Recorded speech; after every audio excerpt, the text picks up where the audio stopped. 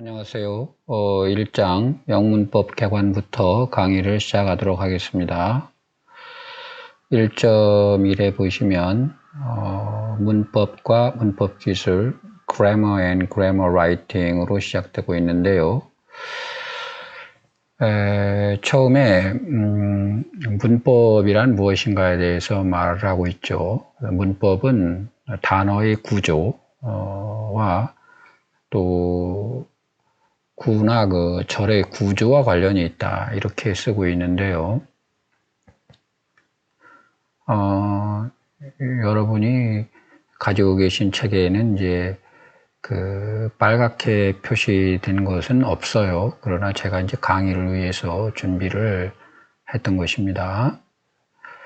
그래서 이제 문법이라는 것이 여기서 모팔러지하고 신텍스를 가리킨다 이렇게 얘기하고 있는데요. 사실은 이제 과거에는 그 문법의 범위를 좀 넓게 생각을 했었죠. 그래서 이제 포놀로지, 음운론이라든지 또 그 전에 그 포네틱스, 하여튼 그 포네틱스, 포놀로지, 모팔러지, 신텍스 나아가서 이제 뭐 프래그마틱스, 뭐 소셜 링귀스틱스 이런 전체적으로 스펙트럼을 갖고 있었는데 현대 영문법에 와서는 모팔러지하고 신텍스에 초점이 있고요. 모팔러지하고 신텍스 중에서 현대 영문법에서는 이제 더 신텍스에 더 포커스가 있게 되겠어요. 뭐 딱 잘라 말할 수는 없지만은 뭐 모팔러지가 한 10%라고 하면 이제 신텍스는 약 90% 정도의 문법의 영역을 차지하고 있다 이렇게 보시면 되겠습니다. 이 문법을 공부할 때는 문법의 역사도 우리가 알고 있으면 좋은데요. 제가 이렇게 파랗게 표시한 부분은 윌리엄 블러카의 그 Pamphlet of Grammar 1586년 최초로 영어로 쓰여진 그러한 영문법 책인데요. 근데 이제 여러분들이 궁금하게 생각할 것은 그러면 뭐 영문법 책이 무슨 영어로 안 쓰여져 있냐 이렇게 생각할 수 있는데 맞습니다. 그러니까 라틴어로 주로 기술을 했었죠. 그러니까 이건 우리가 이렇게 생각하시면 돼요. 과거에 보면 우리가 조선시대부터 그 한문을 선호하고 또 한글을 약간 그 폄하하는 그러한 그 사상이 또는 지배적이었죠. 그래서 그 라틴어와 영어도 한문과 한글과의 그런 관계라고 볼 수가 있습니다. 그래서 라틴어를 사용하면 굉장히 그 뭐 유식하고 피덴틱하다는 거죠. 그렇게들 생각을 했고 영어를 사용하게 되면 조금 약간 서민적인 그런 냄새를 풍겼던 것이 사실이죠. 그래서 영문법을 기술하는데도 영어로 기술하는 것이 아니라 라틴어로 기술을 했던 것이죠. 그런데 이제 그 영어하고 라틴어의 그 언어적인 차이 때문에 라틴어로 영어를 기술하는 것이 이제 불편했다라는 얘기를 밑에서 하고 있죠. 그 다음 패러그래프를 보시면은 문법의 종류를 현대적 시각에서 되돌아보면서 열거를 하고 있어요. 첫 번째 이제 스쿨 그래머, 커서 가시는 거 잘 보시고요. 이 학교 문법, 이건 뭐 우리가 예측하는 그대로죠. 고난도의 문법을 얘기하는 것이 아니라 우리가 어떤 리터러시, 잉글리시 리터러시 측면에서 기본적인 그 언어 사용을 위한 기본 문법을 배우고 가르치는 그런 문법이 되겠고요. 근데 학교 문법의 특징은 바로 뭡니까? 거기 나온 대로 descriptive보다는 그 prescriptive하다 그런 얘기를 했는데 이게 무슨 말이냐면요. 여기에서 그런 얘기를 언급하고 있지 않기 때문에 제가 추가적으로 설명을 드리면 이 descriptive grammar하고 prescriptive grammar 이렇게 이제 넓게 우리가 나눠 볼 수 있는데 결국 이제 prescriptive grammar라는 것은 규범 문법이라고 하는데 뭐 우리가 이해하기 쉽게 얘기하면 처방전 문법이에요. 우리가 병원에 가게 되면 의사가 그 처방을 내려주면 그 처방전을 가지고 우리가 약국에 가서 약을 사 먹는데 뭐 그 약이 뭐 어떻게 구성되어 있나 사실 별 관심이 없죠. 그러니까 문법학자가 이렇게 영어를 사용하라라는 문법의 어떤 룰을 정해놓고 일반인들은 그거에 따라서 영어를 하게 된다. 이게 바로 이제 prescriptive grammar고, descriptive grammar는 결국 describe죠. 기술 문법이라고 하는데 이 기술 문법이라는 것은 language usage, 언어의 그 용법보다는 language use, 실제 일반인들이 어떻게 사용하느냐, 실제 사용하는 것에 초점을 맞춘 문법이 바로 descriptive grammar가 되는 것입니다.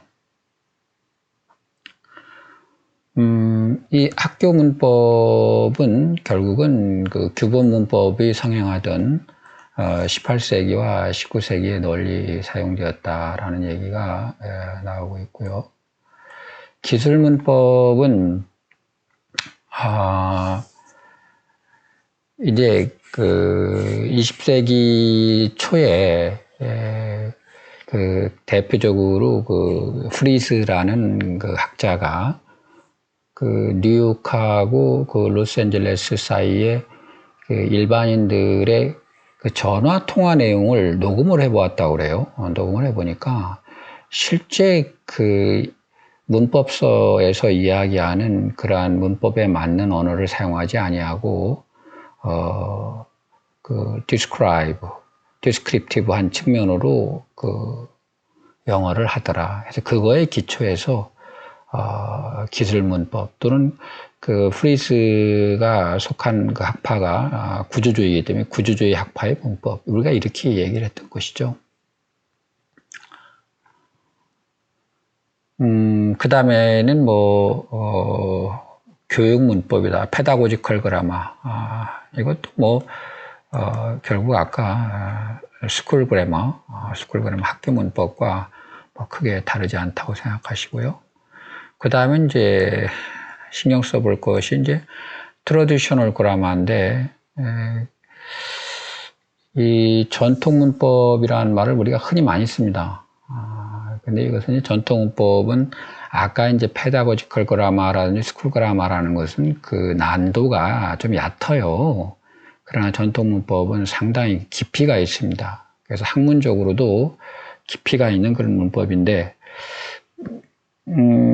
대표 주자는 당연히 그 오토 예스페르슨이죠. 오토 예스페르슨의 그 대표적인 역작이죠. A Modern English Grammar on Historical Principles 1909년에서 1949년. 어떤 분들은 이 오토 예스페르슨이 태어나고 죽은 해인가 보다 이렇게 생각하기 쉬운데 그렇지 않습니다. 이 책을 저술한 기간입니다. 무려 약 40년에 걸친 그러한 역작이죠. 저도 이 책을 연구실에 가지고 있는데요. 무려 7권으로 되어 있습니다. 전집으로 되어 있는데, 전집인데 그 전집에는 7권으로 되어 있는 책입니다. 저희 학교 도서관에도 딱 하나밖에 없어요, 이 전집이. 제 연구실에도 이제 책이 있는데, 방대하죠. 그래서 이제 이 예스페르슨의 이 책에는 역시 이제 셰익스피어의 작품에서 많은 예문들이 있고요. 그 다음에 초기 현대 영어에서 작품에서 많은 예문들이 있습니다. 오토 예스페르슨은 이렇게 생각하시면 되겠어요. 영문학에 우리가 셰익스피어가 있다 하면은 오토 예스페르스네는 영문법의 아버지다 이렇게 생각하시고, 우리나라에서도 매년 그 오토 예스페르슨을 기념하는 그 학술대회가 열리고 있어요. 그만큼 영문법의 아버지라고 할 만큼 엄청난 사람입니다. 그 영문법을 공부하는 사람들은 이 책을 보게 되면 그 알파에서 오메가까지 모든 것이 다 여기에 있다. 그래서 여러분들이 어떤 뭐 학위 논문을 쓴다든지 이럴 때 아주 그 기묘한 책이 되겠습니다. 그 다음에 이제 theoretical grammar, 이제 이론 문법인데, 이론 문법은 뭐 거기 두세 줄 밑에 노암 참스키라고 나오죠. 노암 참스키. 노암 참스키가 대표이고요. 노암 참스키는 그 우리가 레드라고 그래서요, Language Acquisition Device, 이러한 그 것을 발견한 사람으로서 유명하고요. 또 어떤 그 가설에 근거를 했냐면, 거기 빨갛게 제가 써놨는데요, Innateness Hypothesis라고 해서 생득적인 가설이다, 생득론이라고 하는데, 결국 노암 참스키가 천재학자인데요. 뭐 참스키는 뭐 언어학자인 뿐만 아니라 법률가도 되고 헌법학자, 뭐 여러 가지 뭐 못하는 게 없는 천재는 맞긴 맞는데요. 이 언어학에 있어서도 그 자기가 또 정치도 관여가 있기 때문에 그 뭐 GB 이론이라든지 Governing and Binding Theory, 그래서 그 정치적인 색깔, 그런 것들을 많이 그 자기의 이론 용어에도 집어넣었었죠. 그 레드라는 것은 결국 뭐라고 할까요? 우리가 좌반구, 우반구라고 그랬는데, 뇌의 그 left hemisphere, 그 다음에 우반구는 이제 right hemisphere라고 그랬는데, 이 좌반구의 그 숨골 밑에 그 부분에 언어를 담당하는 그 레드가 있다, Language Acquisition Device가 있다라는 것을 말하는 것입니다. 그래서 인간은 태어나면서부터 본능적으로 언어를 습득할 수 있는 그러한 장치가 뇌 속에 있다는 것입니다. 그것은 뭐 그 뒤에 그 뉴로링귀스틱스, 신경언어학 이런 것을 공부하는 사람들에 의해서도 많이 이제 증명이 된 사실입니다. 그래서 이제 사람들은 그것을 Universal Grammar, 보편 문법이다 이렇게 이제 얘기를 하죠. 왜 그러냐면 인간은 누구에게나 그 언어를 배울 수 있는 보편적인 그러한 재능을 타고났다는 것입니다. 동물하고 다르다는 것이죠.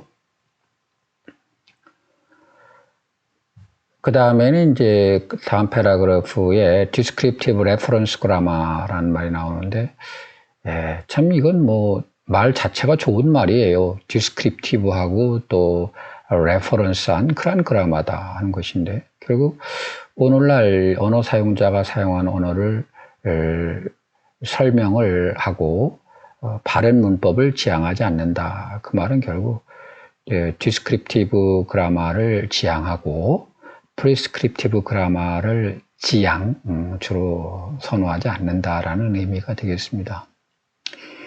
그래서 우리가 예를 거기 두 개 들어오는 걸 볼 수가 있는데, 우리가 분리부정사 split infinitive라고 그러죠. 그래서 to cheerfully sing in the bath, 이게 이제 기본문법 시대, 이제 17, 18세기 때는 이게 틀린 영문법이었죠.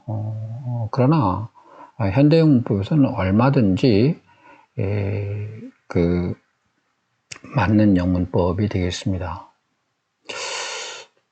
지금으로부터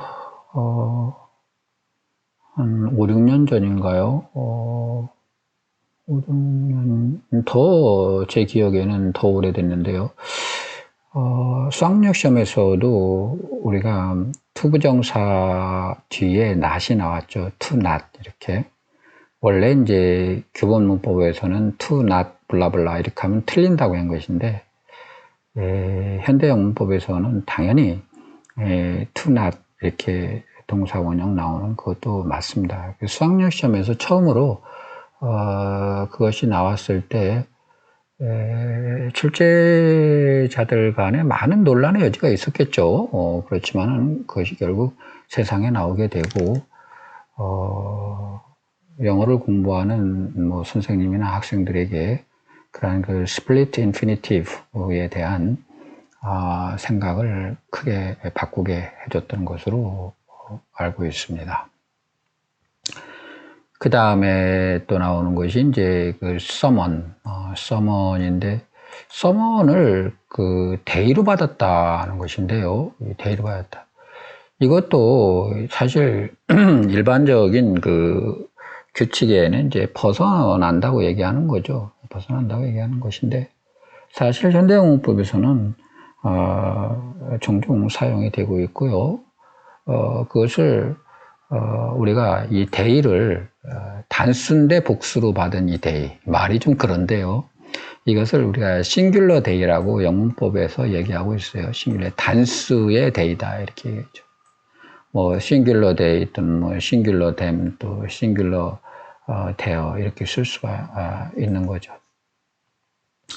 사실 보면 뭐 에브리원이라 하더라도 에브리원이 모든 사람인데 모든 사람보다 더 복수는 없어요. 그러나 사실은 에브리원이라는 것을 우리가 문법적으로 단수 취급을 해왔었죠. 그러나 이제는 그 에브리원도 우리가 대의로 받을 수 있다는 것입니다. 이것이 바로 싱귤러 데이의 어떤 이론이거든요. 지금 그런 것도 현대 영문법에서 받아들여지고 있고요.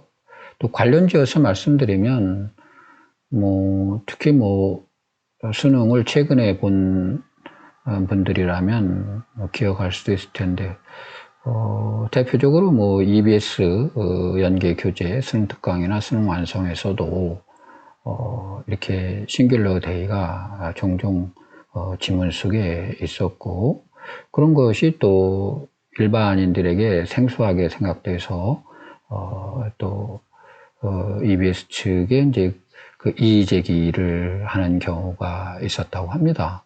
그런데 그것은 싱귤러 데이로 디펜스를 할 수 있는 거죠.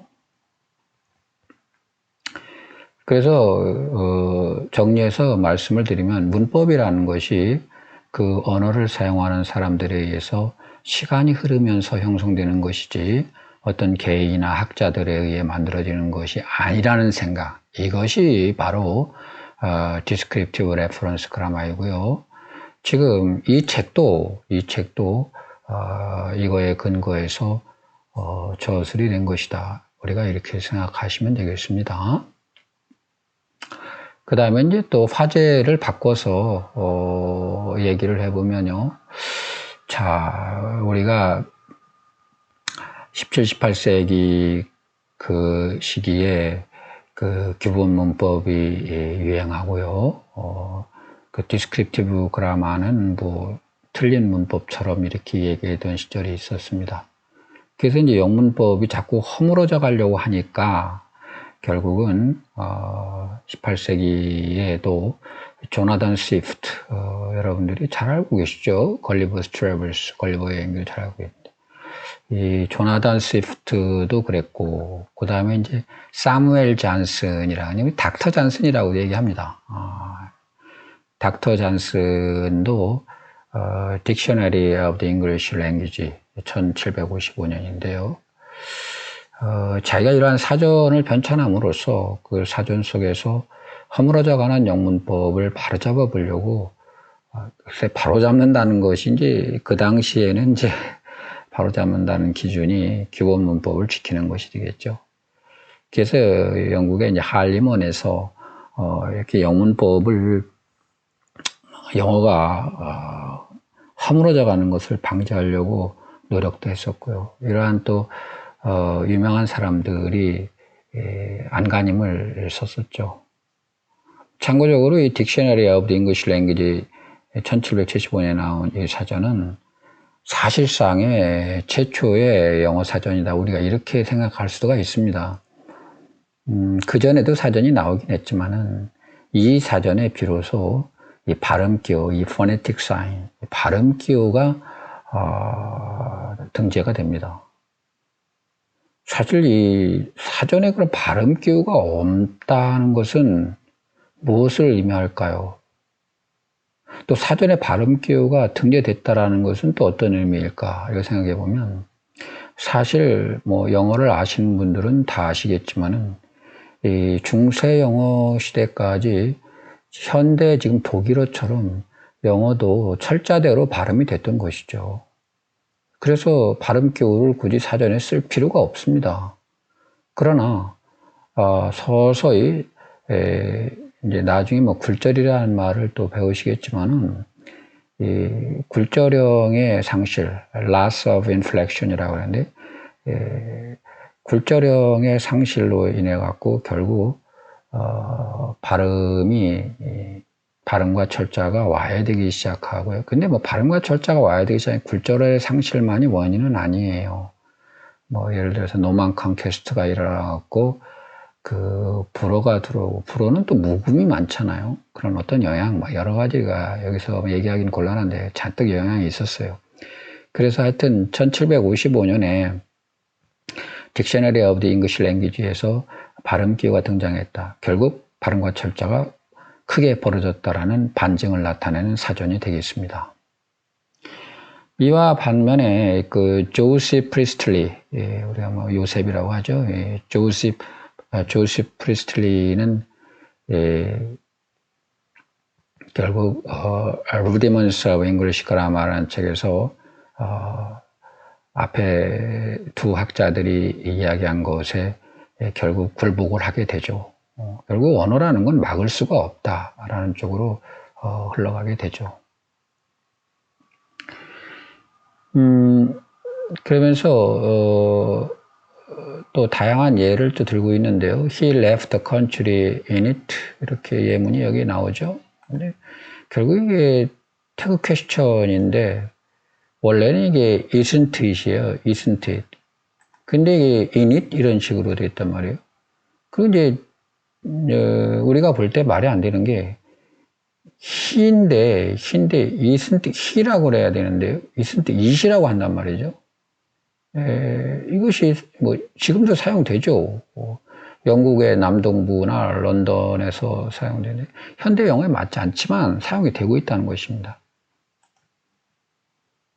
이게 사실 보면은 우리가 도저히 받아들일 수가 없는 거죠.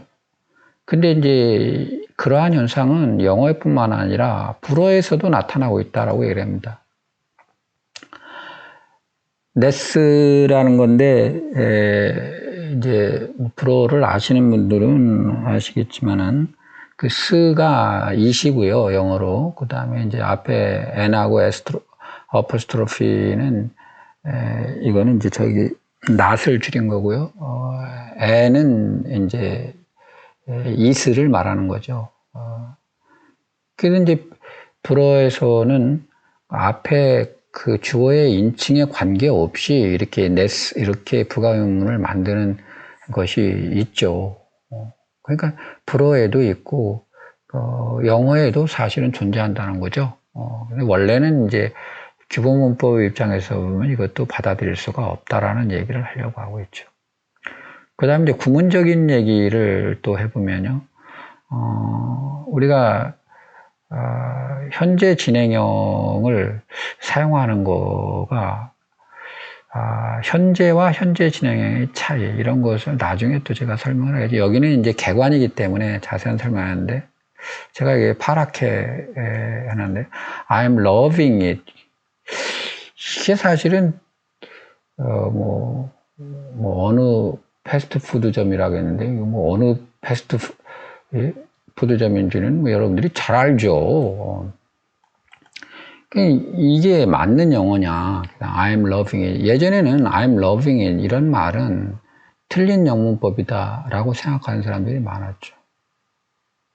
이미 그 want라든지 위에 나온 want, 그 다음에 love 이런 단어들이 이미 그 진행의 의미를 담고 있어요. 진행의 의미를 담고 있는데 왜 거기다가 다시 ing를 붙여서 우리가 redundant라고 그러죠. 잉여적이다. 쓸데없이 이렇게 하느냐 이런 생각을 할 수가 있는데 현대영문법에서 이거 다 받아들여지고 있거든요. 근데 규범문법에서는 절대로 받아들이질 않았죠. I am loving it 같은 경우 나중에 또 해당되는 그 시제와 텐스장에서 설명하겠지만은 결국은 이제 진행형으로 잘 쓰이지 않는 동사가 진행형으로 쓰일 때는 결국 그 진행형으로 쓰이지 못하는 의미, 그 의미가 아니라는 것입니다. 결국은 state meaning보다는 뭡니까? 액션 미닝을 갖고 있는 거죠. 그러니까 우리가 그 햄버거 같은 경우를 갖다가 가서 좋아하고 보고만 있지 말고 직접 행동으로 옮겨서 사 먹어라. 그러니까 결국 이것이 좋은 슬로건이라고 사람들은 보는 거죠. 액션이 부과된 거예요. 액션이. 자, 개관을 하면서 또 딴 얘기를 하고 있는데요. 이 바스 교수가 이 책을 저술하는데 뭡니까? 두 권의 책을 참고했다고 얘기를 하는데요. 쿼크 앤 아더스의 Comprehensive Grammar of the English Language 1985년 허들스턴 앤 펄럼의 그 캠브리지 그라마 오브 잉글리시 랭귀지 2000 이렇게 되어 있는데 저도 이 두 권의 책을 갖고 있고요. 쿼크의 책은 쿼크만 있는 건 아니에요. 그린바움도 있고 해서 4명이 지은 것인데요. 이 책은 약이라고 할게요. 약 한 2000페이지 정도 되는 방대한 책이고요.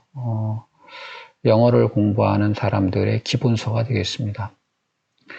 그 다음에 이제 2002년에 나온 책은 연도 차이가 좀 나죠. 요거는 17명이 섹션별로 자기 전공 분야의 영문법의 분야를 갈라서 저술한 것인데 아무래도 더 현대에 가깝기 때문에 예문이나 이런 것이 더 오센틱하다고 볼 수가 있습니다. 이 책도 제가 가지고 있습니다. 저도 지금 이 책을 구입하려면 한 30만 원 정도는 줘야 될 것 같습니다. 저도 이미 있지만은 최근에 또 구입을 해서 두 권을 갖고 있어요. 그래서 30만 원 정도 같습니다. 이 바스 교수의 그 새로운 영문법이 하늘에서 떨어진 게 아니고요. 이렇게 두 권의 어떤 고전 영문법의 베이스를 두고 있다라는 것입니다. 그 다음에 이제 영문법 책을 쓰려면 이제 그 예문들을 가져와야 되는데요. 예문은 여기 나온 대로 ICE-GB, International Corpus of English Great Britain이라는 코퍼스에서 주로 가져왔고요. 그 다음에는 이제 BBC 뉴스와 같은 그 뉴스 채널, 그 다음에 온라인 신문 이런 데에서 가져왔다라는 얘기를 합니다. 그 다음에 여기 파랗게 제가 써놨네. 가급적 실제적인 예문을 사용해야 하는데 그 이유는 실제 상황에서 언어가 어떻게 사용되는데 통찰력을 제공하기 때문에 뭐 당연한 말이죠. 그래서 예문에 있는 단어들이 우리가 일상적으로 잘 보지 못하는 어려운 어휘들도 있고 또 내용도 좀 생뚱맞은 그런 것들이 있는 것은 그것이 오센틱한 예문이기 때문에 그렇다 볼 수가 있죠. 개관을 마치면서 바스 교수는 그런 얘기를 합니다. 여기 나오는 그대로죠. 영문법은 절대로 모두가 동의하고 고정된 완성체가 아니라는 점이다. 즉, 이 말 속에는 영문법을 기술할 때 우리가 규범적인 그러한 영문법에 매이지 아니하고 다양한 사람들이 다양하게 언어 생활을 하는 것을 그대로 반영하는 것, 그것이 바로 영문법이다 하는 이야기를 바수 교수는 강조하고 있고요. 아까 말씀드렸던 Descriptive Reference Grammar Focus의 이 책이 되겠습니다. 자, 조금 쉬었다가 1.2 단어의 구조와 형성을 또 공부하시죠.